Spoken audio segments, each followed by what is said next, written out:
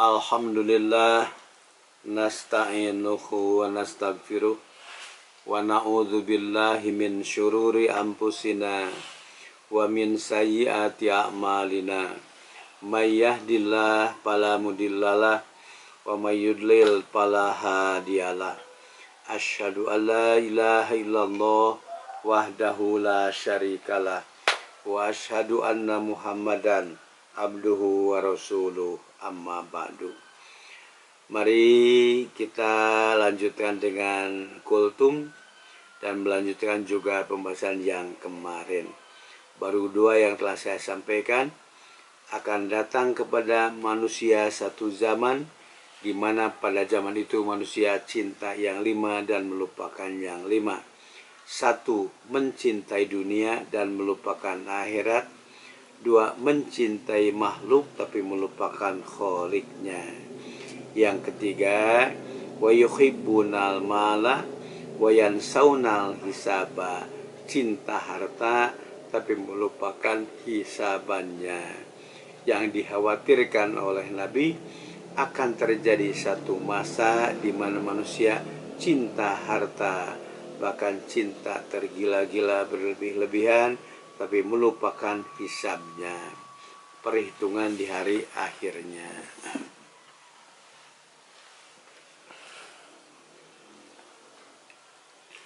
Maksudnya, manusia kemungkinan bisa mencintai harta tapi melupakan hisabannya.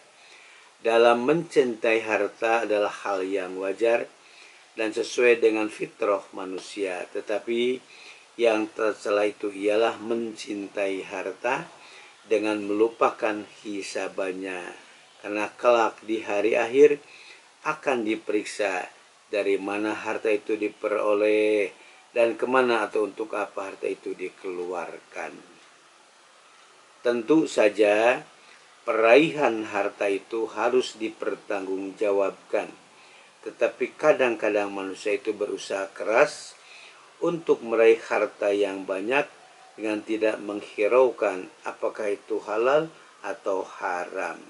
Ia lupa akan diminta pertanggungjawaban dari setiap harta yang ia peroleh. Bahkan Nabi Daud dalam satu doanya pernah menyatakan, Allahumma inni a'udzubika min malin yakunu syaba'an li gori ba'da mauti wa hisabuhu li fi qabri.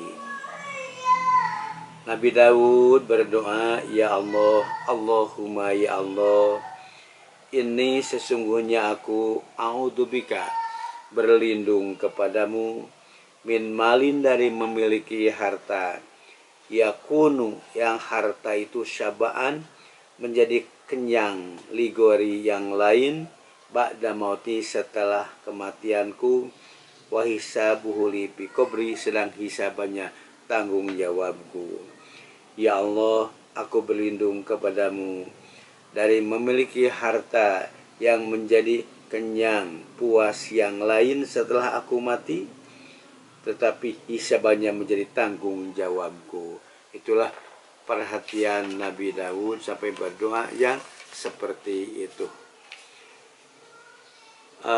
Demikianlah perhatian Nabi Daud tentang kepemilikan harta. Berarti kita jangan hanya mencari hartanya saja, tapi harus juga apik dari mana harta itu diperoleh, kemana harta itu disalurkan. Itu akan menjadi pertanggungan jawab kita, dan di hari akhir nanti sama akan dijadikan pertanyaan, yaitu an malihi min aina iktasabahu. Akan ditanya tentang kepemilikan hartanya, dari mana ia memperoleh harta dan kemana harta itu disalurkan atau diinfakkan. Nah, itulah perhatian umat manusia, khususnya umat Islam. Tentu saja harus, yaitu perhatian mencari hartanya kuat, tapi juga pertanggungjawabannya pun harus bisa dipertanggungjawabkan, dari mana harta itu diperoleh dan kemana harta itu disalurkan. Untuk apa harta itu? Satu, untuk memenuhi kebutuhan pribadi. Harta kita usahakan, kemudian mencari nafkah, tani, berdagang, karena harta merupakan kebutuhan pribadi.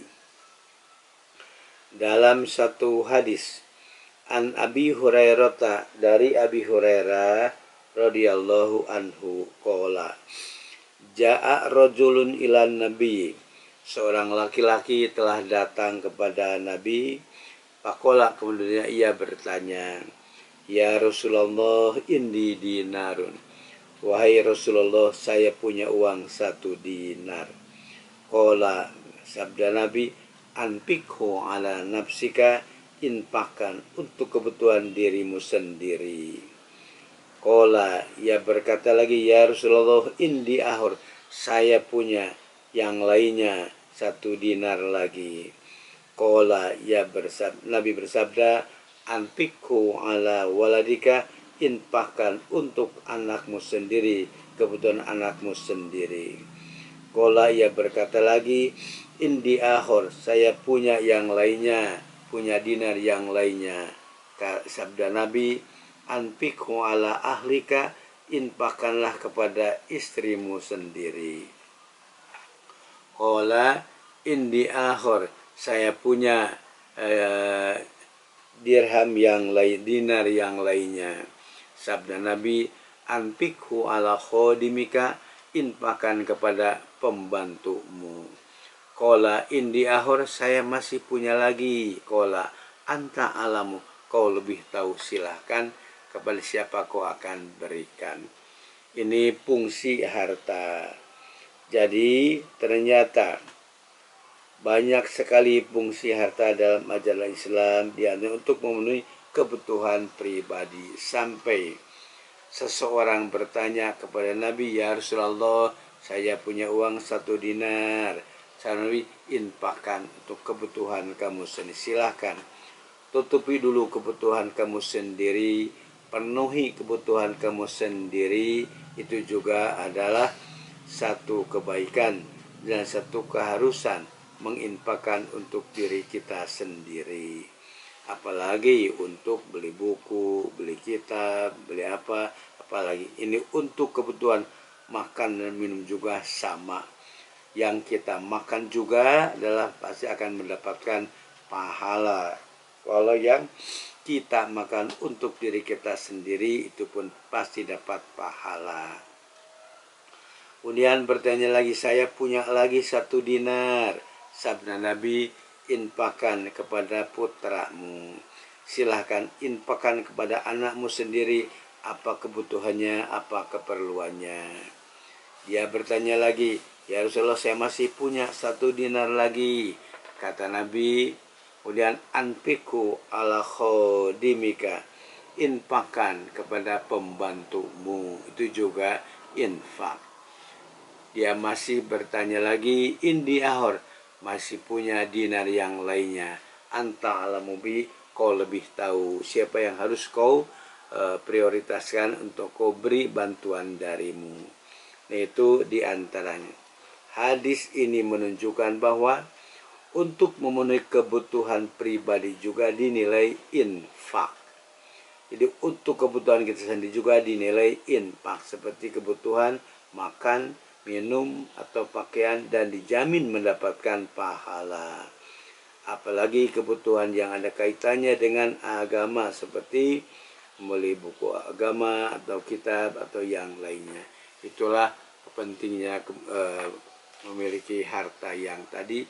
Banyak sekali fungsi harta yang dapat kita salurkan. Jadi kita jangan merasa kecil hati, jangankan infak terhadap yang lain, infak terhadap diri sendiri juga sama dinilai sebagai infak yang dijamin akan mendapatkan pahala dari Allah Subhanahu wa taala. Demikianlah untuk kultum sore hari ini. Wassalamualaikum warahmatullahi wabarakatuh.